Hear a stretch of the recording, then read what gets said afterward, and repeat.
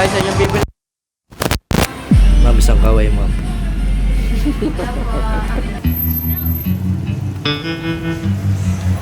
Yeah, sobrang tagal na nito at sobrang tagal ko na ding walang upload. Nagpunta nga kami sa opening ng SM Bataan para pumunta tayo sa Cyberzone. Tingin ako ng camera.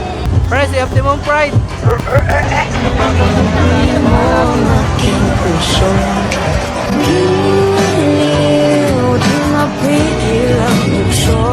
Ano masasabi mo sa SM, pre?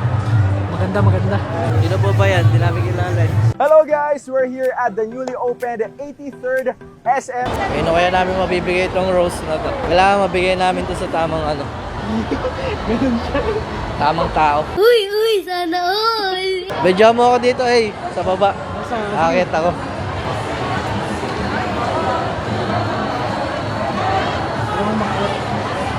Another one.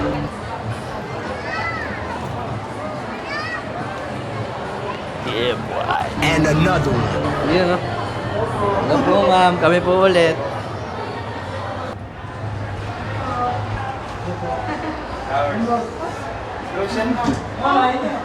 Dali yun na ma'am. Nakablog kayo pag di yung tinanggap. Ma'am, nakablog kayo pag di yung tinanggap. Ma'am. Ma'am, bigay nyo na lang sa Papangiti ka na lang talaga sa sobrang side ng nadarama mo.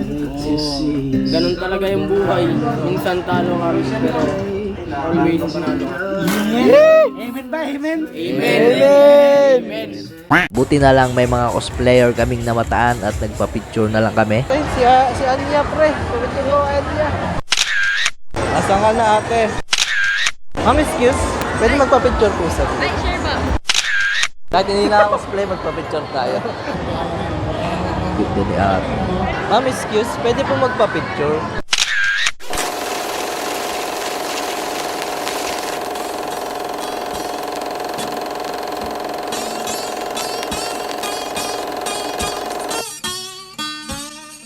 Balik tayo sa mission ko na. Pumunta tayo sa Cyberzone. Tingin ako ng camera.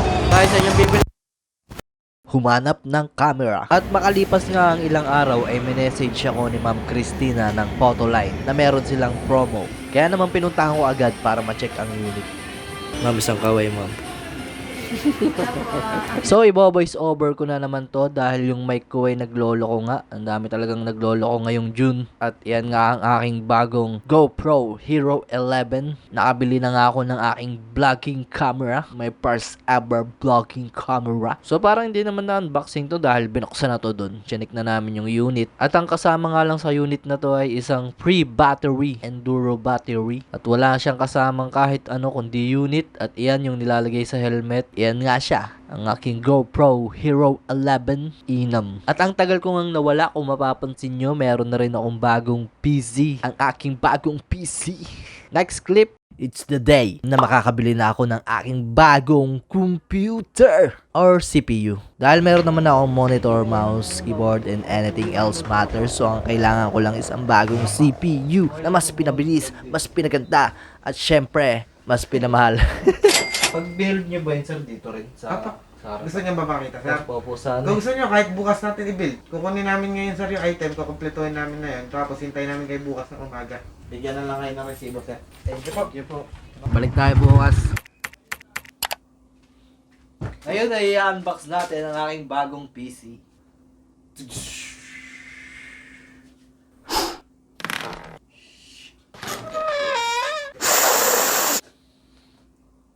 Ang pango.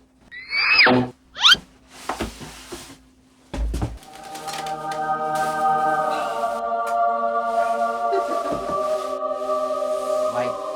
Saset ko na siya ngayon para ma-try natin.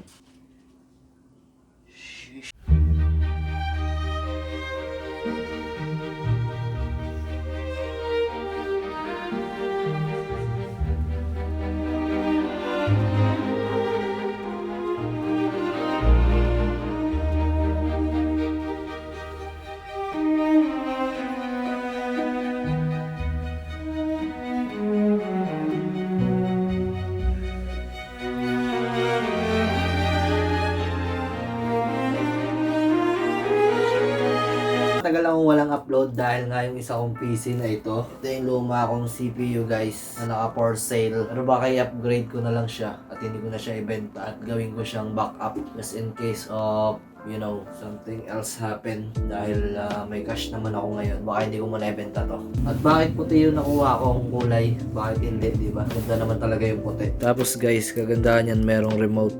Pwede kong ibahin yung kulay. Pula, green, black, ayan ba ito? Blue, green, yellow, orange, blue, peach, pink, green, or white. Tapos mesh to, mesh. Hindi siya yung glass. Mas maganda kasi pag mesh. Pati yung taas nito mesh. Para maganda yung flow ng hangin sa loob. Yes sir. Pero dapat yung kulay niyan yung neon mint. Nalibot ko na yung mga malalapit na shop dito. Walang available. Meron lang siya Shopee o Lazada. Pero ayokong umorder online dahil nadala na ako. Alam niyo na. Meron trust issue. Ang specs nito ay Ryzen 5 5600G 16GB RAM RX 560 na GPU. RX 560 nga ba? Or 5? Pero boring naman pagka in-explain ko pa sa inyo eh. Ang aking motherboard ay D550M DS3H gigabyte. Meron siyang 4 slots of RAM. Meron akong dalawang 480 na SSD. So, ito yung aking RAM King Bank power supply o PSU. Ang total na nagastos ko sa kanya is 33,000. Yan pa lang yun guys. CPU pa lang yun. 33,000 na. Tapos bigyan nila ako ng freebies na keyboard and mouse and mousepad. Huwag na lang ito gagamitin sa luma kong PC dahil mas gamay ko itong isa. Pantech kasi ito eh, Pantech Lintech. Luma na yung monitor, yung keyboard, and yung mouse na nakasalpak. Yung inuhan ko pala nito ay malapit lang dito sa amin, sa Limay lang siya. Spare Bytes, meron din silang branch sa Balanga at meron din sa Olongapo. Okay na okay dun guys, talagang inasikaso nila ng maayos yung computer ko. Tapos ilalagay ko na lang din yung page ng Spare Bytes. Spare Bytes ba? Ano ba? Spare Bytes daw eh. Dati madami akong time pero wala naman akong mga gamit. Ngayon may mga gamit ako. Yung time naman yung nawala sa akin dahil nga meron ako ngayong trabaho. And now, back to content creation and editing. Hindi ko alam kung meron may paki dyan na nanonood. Basta ako, kino-content ko lang ito. Tapos, so yun lang guys. Magliligpit na ako ng mga kalat dito. Salamat sa panonood. Ryzen Nation. Salamat sa Spare Bytes for building this PC. Salamat sa panonood. Like, comment, share, and subscribe. Guess who's back? Anong emotions yung nararamdaman? Kahit sasaktan ako, mahal. Masasabi ko lang sa inyo, sana pagtibayin kayo ng panahon. Mahal, pakisabi sa bago mo na ingatan ka niya. Dahil ako simulat sa pool. Since birth. Tang kumana na yon.